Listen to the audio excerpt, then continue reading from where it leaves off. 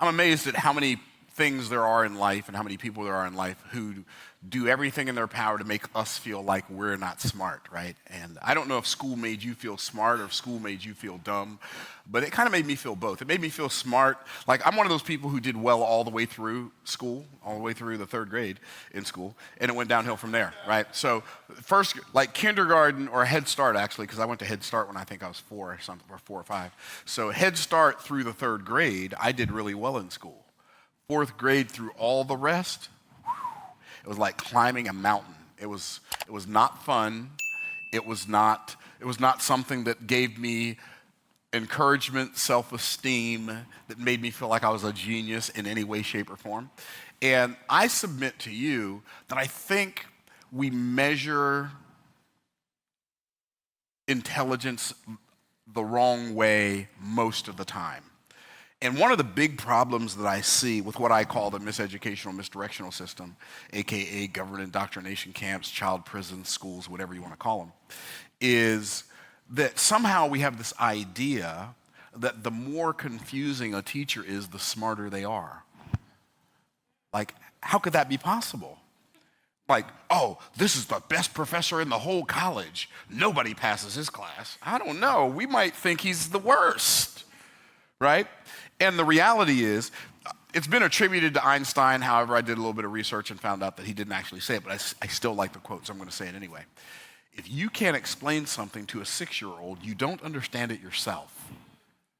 But I think Einstein did say, if you can't explain it simply, you don't understand it well enough. And so what we need to do is we need to think more. It's interesting how in Genesis chapter 1, God established the 4 levels of value. And whichever level you find yourself on is going to determine how much money you make in life. Because whichever level you find yourself on, that's going to determine how much value you can give to other people, right? And money or wealth or income or revenue or whatever you want to call it is something we receive in direct proportion to the value we deliver to other people. The problem is we think that the revenue that we receive is in proportion to the amount of value. But the revenue that we receive is not in proportion to the amount of value, but in proportion to the level of value on which we deliver that value. So I can deliver less value at a higher level and make more money than somebody who delivers more value. And by value, in the context of the sentence I'm saying right now, I mean output, like work output, right? I can literally do less work and make more money because I'm working at a higher level of value than somebody who works harder to deliver more. They have more output from their energy than I do, but they're delivering value on a lower level, so therefore that lower level of value doesn't receive as much remuneration. Does that make sense? And so what we have to do is we have to figure out, because there are 4 levels of value. So the lowest level of value is implementation. Implementation is I'm using my muscles over time to do a thing. If you understand, if you ever get your mind wrapped around this idea that wealth is spiritual and poverty is always the result of spiritual warfare, if you get your mind wrapped around that wealth is a spiritual outcome, if you don't like the outcome, change the input. Muscles are a physical resource. If you're an implementer, you do a thing. Muscles are a physical resource. Time is a limited resource. You're attempting to create wealth. Wealth is abundant.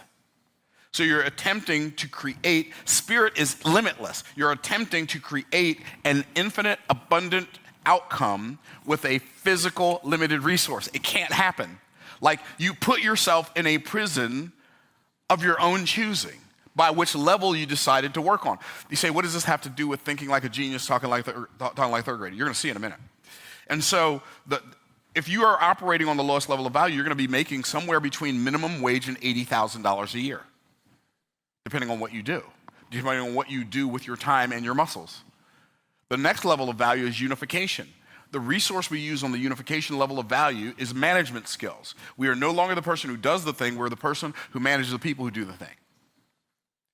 And if I'm operating on that level, I'm going to be making somewhere between $40,000 a year and $250,000 a year, depending on if I'm managing Taco Bell or a middle manager at Lockheed Martin, right? So, but I'm managing. And what I'm still doing, though, is I'm managing other people who are selling their time for money, and I'm not really selling my time for money. I'm selling my skill for money, but the problem is there's a ceiling, there's a cap on my income because the company that hired me to manage these people, they're only willing to pay me what the job is worth, and they're never going to be willing to pay me what I'm worth. Are y'all tracking?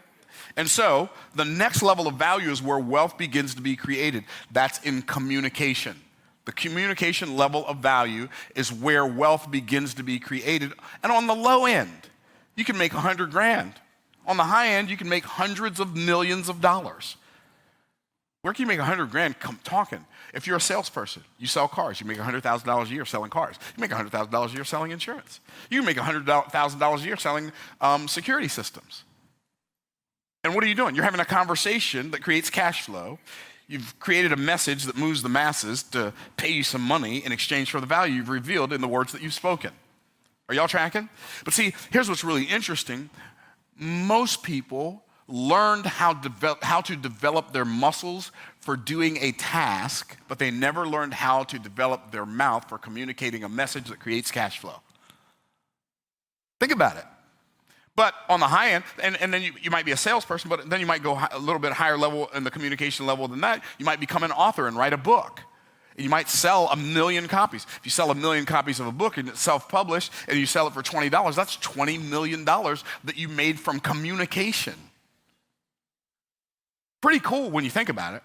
And then maybe you're an A-list or B-list A-list actor or an A-list singer, or maybe you're Dolly Parton and you've written almost everybody's songs who ever sang a song. Right? And you're a communicator, so maybe you write movies, maybe you act in a movie. You're communicating for the purpose of creating revenue for yourself. And the highest level of value is imagination, and that is we use our mind and our money to make money on the imagination level. And what we do is we come up with ideas. Then we're good at, here's what's really interesting about the imagination level. You have to get good at the communication level in order for the imagination level to pay off, because the ideas that you have in your head, they have to come out of your mouth so that people want to buy it, and you have to be able to attract to yourself managers who can manage the people who do the thing. So the highest level of value is imagination.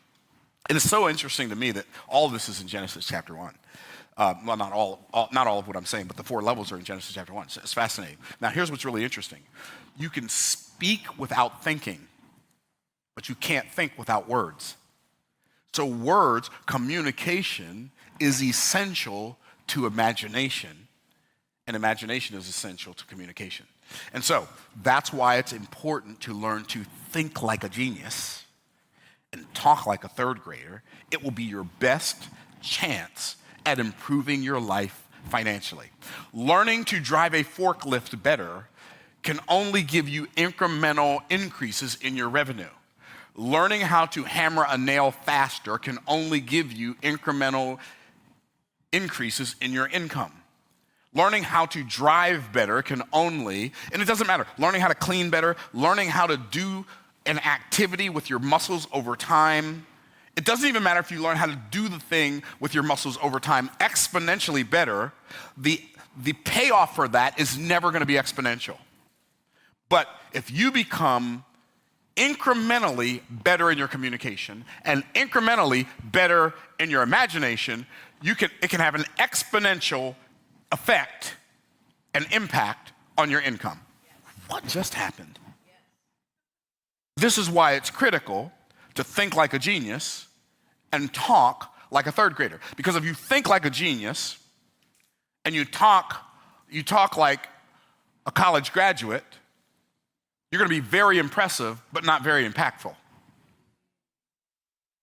And one of the purposes of communication is impact. It's infinitely more important that your communication is impactful than it is that it's impressive. And the reason people want to be impressive is because they feel the need for other people to think something about them. So when you become okay in your identity and you accept that you are who God made you to be, and you let this mind be in you, which was also in Christ Jesus, who what? Being in the form of God, he knew who he was, thought it not robbery to be equal with God, but what happened next? Made himself of no reputation. He knew who he was, but he didn't need you to know who he was in order for him to know who he was. And see, when you own your identity that you got from God to the degree that whether or not someone else recognizes it, you can still operate in it, then and only then will you have the impact you were put here to have. Because otherwise, you're always going to be capitulating to what you think other people need you to do. So, that was the preface of the whole thing. Now I'm going to share with y'all. I had to lay a foundation so you could see where I'm coming from.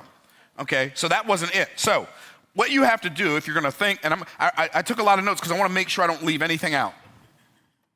So if you're going to think, we're going to start out by thinking like a genius. How do you think like a genius? By the way, it's not about memorizing what somebody else told you are right ideas. Memorizing information is not thinking like a genius. In fact, I submit to you that memorizing information is only a part of thinking. It's not thinking anyway. It's a component of memorization is a component of thinking, but memorizing information is no more thinking than a tire is a car. Okay, so how do you think like a genius? First, you have to expose yourself to a lot of concepts. You have to expose yourself to a lot of concepts. The more I understand things in life, the better opportunity I'm giving myself to understand life. I have to expose myself to concepts. Now, exposing myself to concepts is a beginning. It's really interesting. It's like we talk about, like, wisdom has prerequisites, right? So there are things you have to have before you can have wisdom. Well, what's the first thing? You got to have ignorance. Ignorance is the absence of truth. And you have to go from ignorance to knowledge. What's knowledge? Knowledge is accumulation of truth.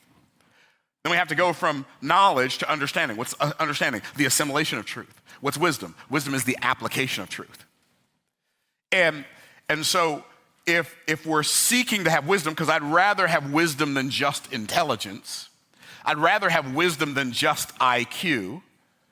Why? Because wisdom is knowledge applied to a particular situation. And so I've got to expose myself to enough concepts. This is why when we start learning, we have to learn what stuff is, right? Like, I'm born, I don't know my name, I don't know my head from my foot, right? I don't know up from down, hot from cold, wet from dry. I don't know anything, right? And so I don't know food from dirt. I know nothing, right? And so it's amazing. It's amazing how many things we learn, how much knowledge we accumulate, how much truth we accumulate in a life. It's amazing to me, my 4-year-old granddaughter, it's amazing to me how much she knows. It's like, it blows my mind. Yesterday she was in the kitchen and she said, "Look at my muscles, my pop." I said, "Oh my goodness, where'd you get that muscle? Have you been working out with your dad?" Yeah, and then she goes, "Nene, look at my muscles." That's what she calls my wife. "Nene, look at my muscle."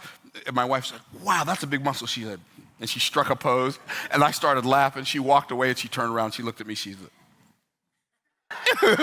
I'm like, "What are you doing?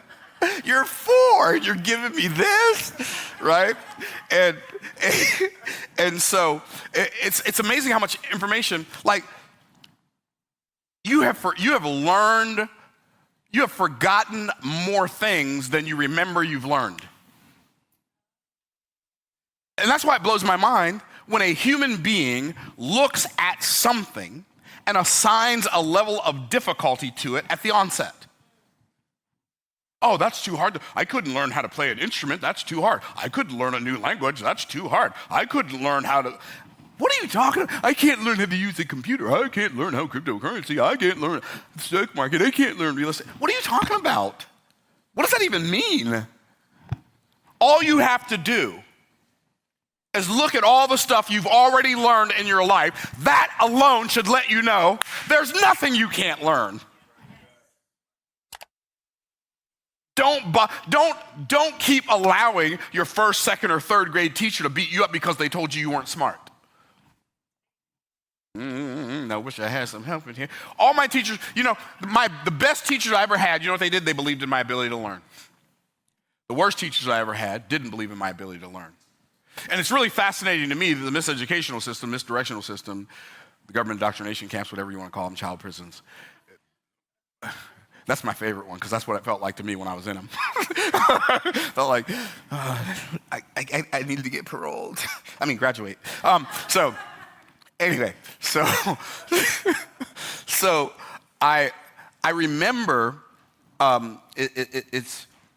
I remember it's thinking to myself that it's fascinating to me that the government indoctrination system says when students can't learn the way the system teaches, we blame it on the child and say the child has a learning disability. We ought to blame it on the system and say the system has a teaching disability. Oh, this person has ADD, attention deficit disorder. Do you know how ridiculous that is?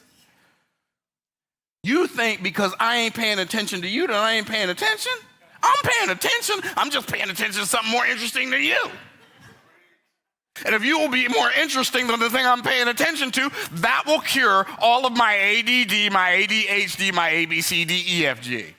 What most people call ADHD, I call ECA. What's ECA? Extra creative ability. And you're bored with minutia and monotony, and so you start creating stuff in your mind to think about because this is clearly a waste of time. And I can remember in the third grade sitting there doing addition again in the third grade, and I'm like, I already know how to do this. Why am I doing this again? This is dumb. I already got this. Why am I still doing this? Why are they? I can remember in the third grade, I'm a third grader thinking, why are they wasting my time? Some of y'all can relate to what I'm talking about. So we have to expose ourselves to concepts. And we have to intentionally expose ourselves to concepts that make us stretch. It's important for you to learn a new language. It's important for you to learn how to play an instrument. It's important for you to learn how to use a computer or learn how to edit video or learn cryptocurrency. You need to find something that you're interested in that's challenging to you so you can learn it. Why? It will make you a better person. So you expose yourself to concepts. The most important concepts to expose yourself to are the truths of the Word of God, because you have to have a baseline. Now, I get it. Some people are, I don't believe the Bible is the Word of God. Good for you. Then let your life work out like it works out. Congratulations. You played yourself. And I'm okay with that. And maybe you think, I played myself. Cool. I'm okay with that too, right? Because I am extremely pleased with the fact that I have been exposing myself to the concepts in the Bible since I was 16 years old, and I can promise you every good thing in my life is a direct result of that. When I do things my way, sometimes they work, sometimes not so much. But when I do things God's way, they always work. Why? My word shall not return unto me void, but it shall accomplish that which I please, and it shall prosper in the thing whereunto I sent it. So expose yourself to the Word of God. How do you do that? By reading it. Reading it, by the way, reading it is better than not reading it. But it's not enough. Read it. Memorize Scripture. I'm too old to memorize. Mary had a little, whose fleece was white as everywhere that Mary, the lamb was sure to. When was the last time you said that? Don't tell me you got a bad memory. You don't have a bad memory. You're just not intentionally using it. Nobody has a bad memory. Now, you may have a bad system of recall, but you don't have a bad memory. People say, I'm terrible with names. The only reason you're terrible with names is because you tell yourself you're terrible with names. Nobody's terrible at names. That doesn't even make any sense. I'm terrible at names. What does that mean? I can remember what the sky is, and I can remember what grass is, but, your name, it's so hard, Tom. I can't remember that. It's 3 whole letters, right? No.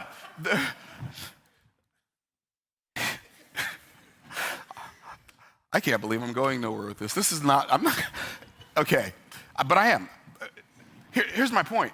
The reason you don't remember the number one reason people don't remember other people's names is because when they tell you your name, you're not listening. It's the reason. And if you are listening, You don't have like if you, I promise you, if every time you meet somebody and you say, what's your name? Oh, my name's Tom. Tom, that's interesting. Well, I wouldn't do that with Tom.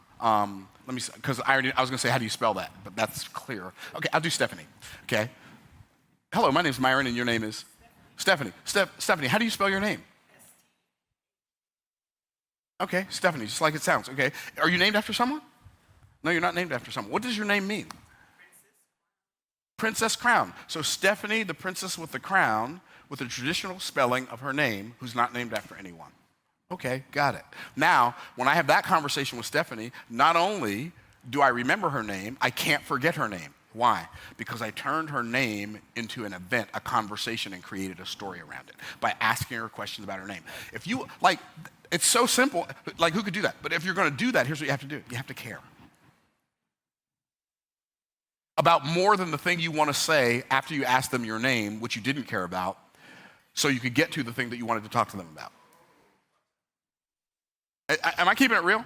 Okay, so you expose yourself to concept. You can learn anything, that's my point.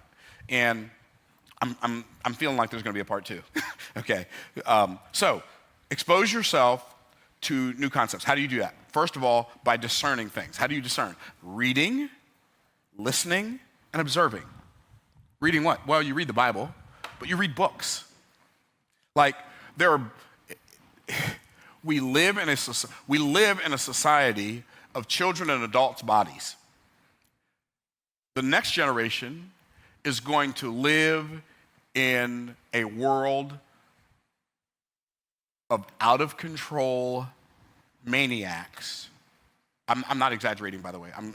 I intentionally use that word, out-of-control maniacs who are offended by anything that disagrees with who they are or how they are, and want to make everything everybody's fault but their own irresponsible selves.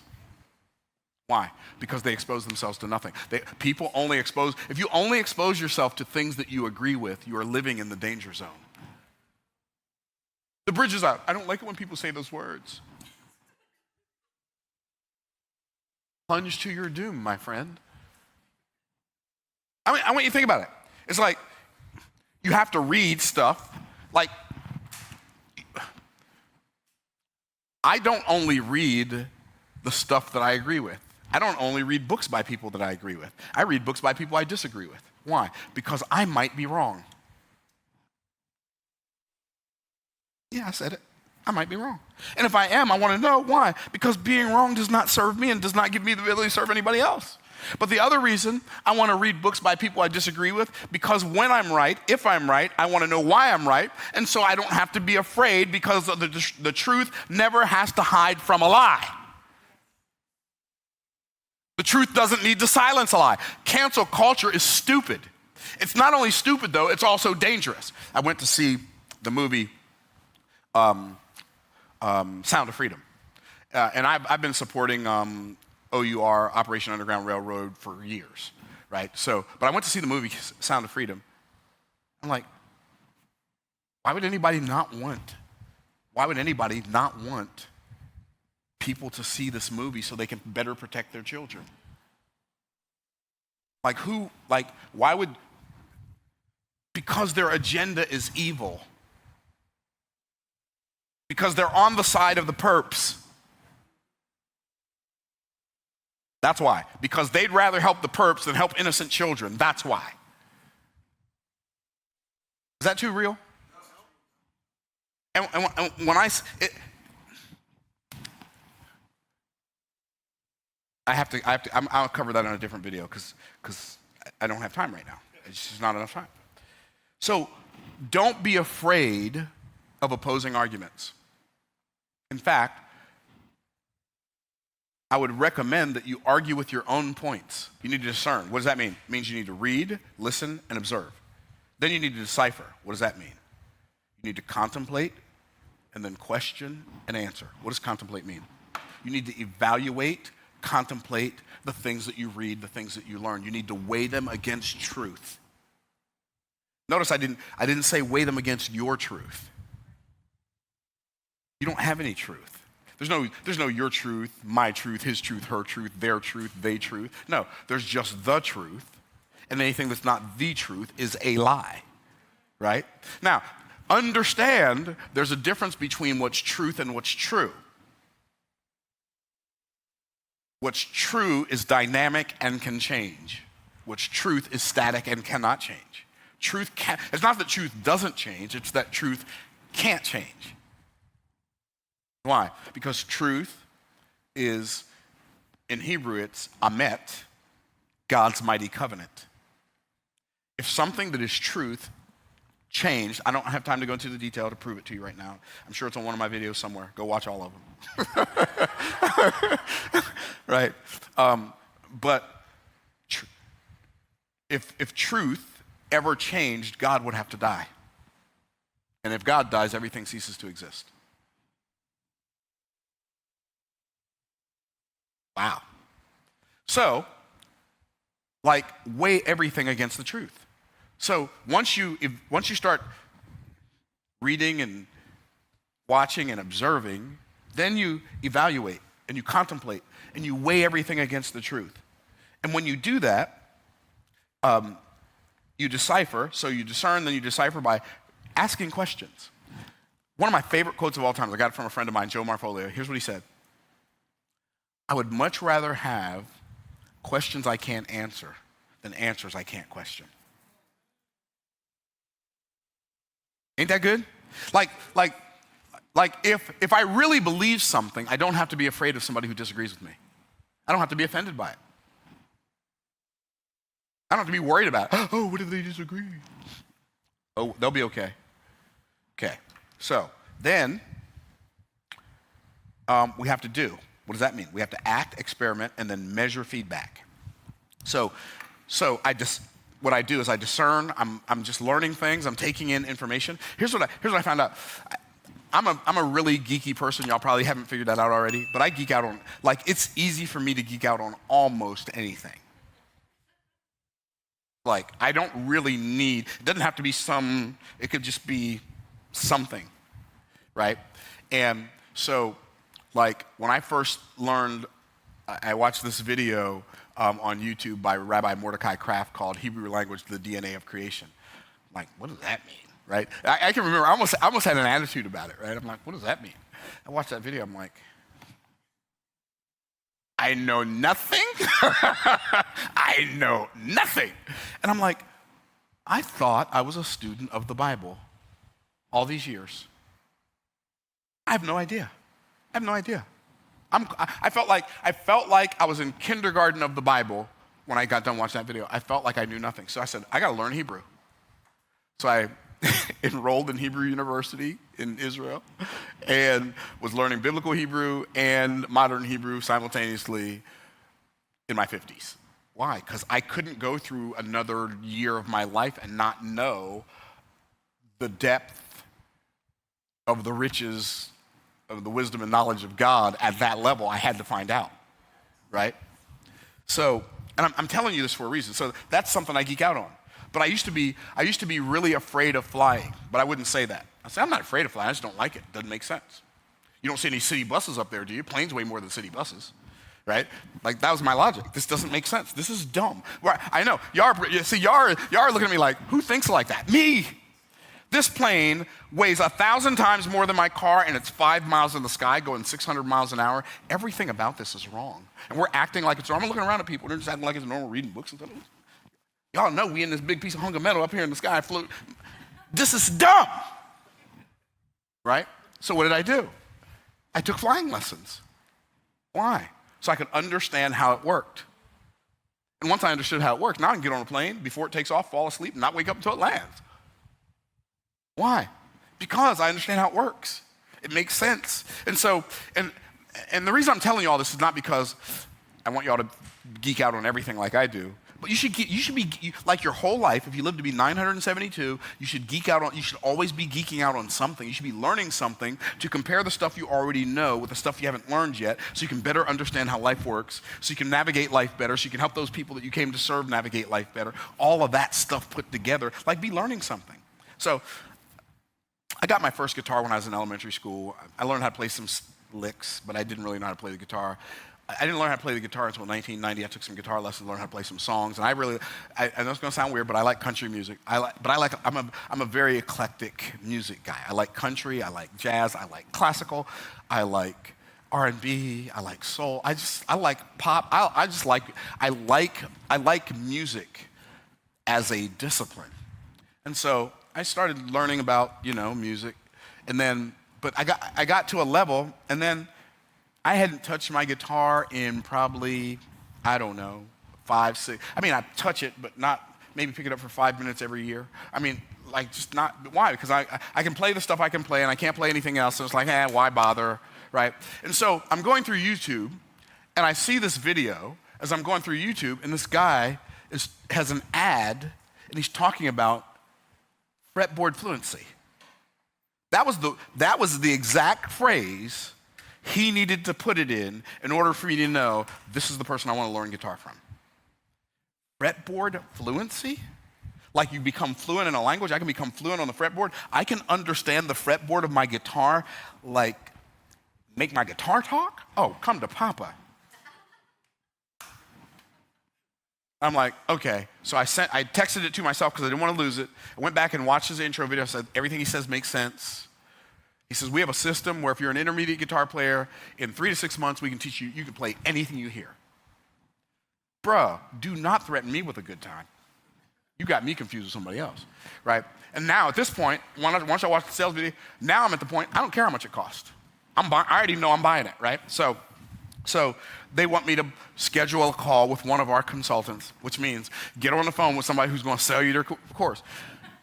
But that person don't know how easy they about to have it, because I already know I want it. And if I want it, you can't talk me out of it. If I don't want it, you can't talk me into it. So I'm okay, well, make sure, and then they're like, make sure your guitar's in tune, and make sure you're ready to play some stuff for us to show us where you are. I'm like, you had me at hello, bro. Like I got my little guitar tuning app, made sure my guitar was tuned. I'm like, okay, my call's coming up. I'm ready to buy this thing. I don't know if it's going to be 20,000, 60,000. I don't know what it's going to be. But I don't care. Like, you don't understand at the level at which I don't care. Why? Because this is something I want to add. The better you understand music, the better you understand life. The better you understand science, the better you understand life. The better you understand language, the better you understand life. The better you understand, like, aerodynamics, the better you understand life. The better you understand golf, the better you understand life. I couldn't leave that one out. Okay, so I get on the call, and they show me the thing, and I'm like, okay, I'm in. They said, well, it's $8,800 if you do the payment plan, or it's $7,800 if you do the one-time payment. I'll do the one-time payment. You take American Express? Yep. Here, take it. Right? So I'm like, okay, I'm ready. So I dive in, and it's a video explaining the course, and another video explaining the course, another video explaining the course. And I'm like, I am going to watch all of the foundational videos, and I promise you, I'm not exaggerating. There are at least 12 videos before I touched my guitar explaining the concepts. I'm like, I want to touch my guitar. I want to get started, right? And then I got started, and then it was just, okay, we're going to do some right hand techniques. So I practiced my right hand technique. That's all I did. It's simple stuff that I already know how to do, but I was no longer fluent at it because I hadn't touched my guitar in years. So now I'm just just boom, boom, boom, walking the strings, walking up and down the strings. Okay, cool. Did that for a couple days. Next day, they showed me 6-string, I never even heard of this before, the 6-string form front facing. I'm like, I don't have any idea what that means, but I'm going to do it. And so they showed me how the scale works with 6-string form, the major scale, 6-string, fourth. I said, okay, I'm going to do this. I practiced that thing for hours yesterday. My pinky is so sore. Guess what I'm going to do today? I'm going to practice for more hours a day. I'm going to practice it until I can do it up and down the neck, until I don't care about playing a song. I'm just going to be able to, it's going to be like a machine gun. These fingers are going to be, right? My point is, the reason I did that is because I want to expose myself to more concepts, because one of these days, I'm going to be looking at a business problem, and I'm going to see a solution in the major scale. Because everything's connected to everything else. And so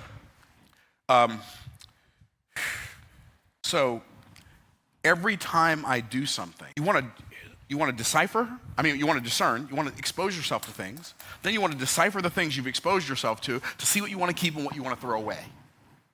And then you want to go do something with it to see what happens when you act on it. I love what King Solomon said in Proverbs chapter 1. He said one of the reasons he wrote the book of Proverbs is so those who read it could receive instruction of wisdom. Receive instruction of wisdom. What does that mean? That means so we could learn the lessons you can only learn while you're doing the thing. You cannot teach a kid to ride a bike at a seminar.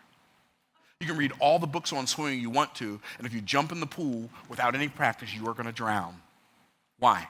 Because you have to iterate. You have to do something. Here's the problem. Most people will expose themselves to the business arena.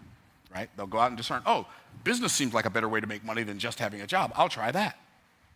And then what they do is they decipher all the stuff they learn in business. Like, this is a lot of stuff, I'm overwhelmed. But the reason you're overwhelmed is because you didn't master one component at a time, and then master the next component, and then master the next component, and then master the next component, and then stack one mastery on top of another mastery on top of another mastery. What you did was you learned about something and thought you learned it.